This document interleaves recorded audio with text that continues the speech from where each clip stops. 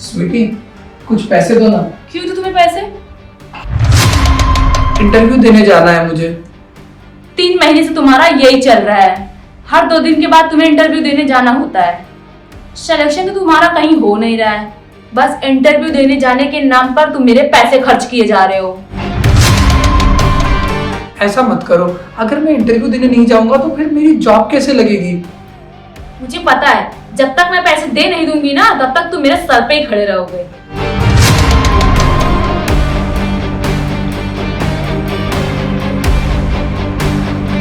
ये लो।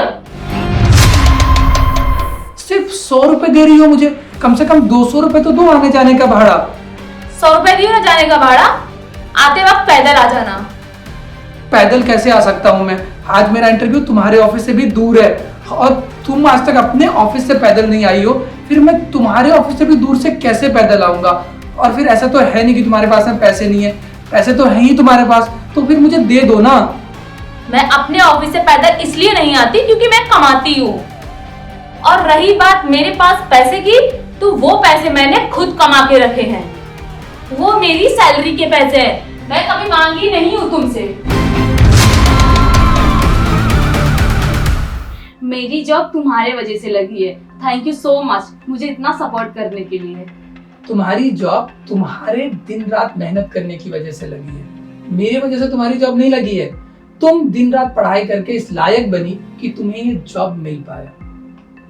पर शादी के बाद तो तुमने मुझे पढ़ने दिया और मेरी पढ़ाई का सारा खर्च भी उठाया, तभी तो मैं इस काबिल बनी हूँ। तुम ये सब बात छोड़ो, मैं तुम्हारा पति हूँ और ये मेरा फर्ज था।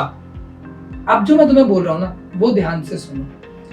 आगे अभी तुम भी जॉब करोगी और मैं भी जॉब करूंगा, तो हम ऐसा करेंगे, मेरे सैलरी के पैसों से हम अपना घर चलाएंगे और तुम्हारी सैलरी के पूरे पैसे हम सेव करेंगे, ताकि वो पैसे हमारे बुरे वक्त में हमारे काम आ सके। ठीक है, मेरे सर पर ही खड़े रहोगे या जाओगे भी?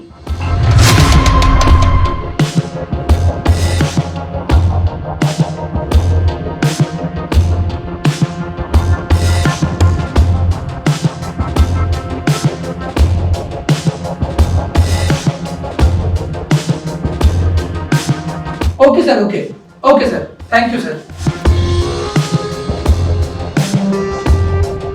क्या वो वापस आ गए तुम?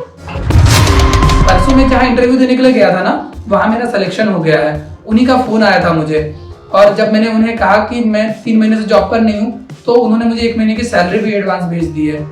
ये तो बहुत अच्छी बात है, लेकिन सुनो, तुम 3 महीने से जॉब पर नहीं थे, तो 3 महीने से हमारे घर का खर्चा हमारे सेविंग के पैसों से चल रहा था। अब जब तुम्हारी सैलरी आ ही गई है, तो तुम घर का राशन भरवा लो। तुमने बिल्कुल सही कहा, 3 महीनों से हमारा घर हमारे सेविंग के पैसों से चल रहा था।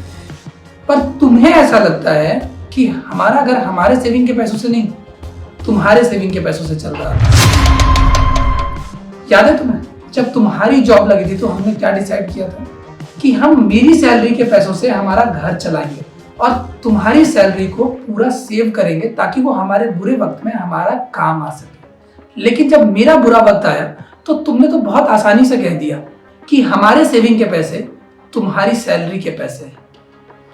इसलिए अब आगे से जो भी खर्च होगा हमारे घर में, उसमें आधा पैसा तुम देना और आधा पैसा मैं दूंगा, ताकि मैं भी मेरे सैलरी के आधे पैसे सेव कर सकूं, जो मेरे बुरे वक्त में मेरे काम आएंगे।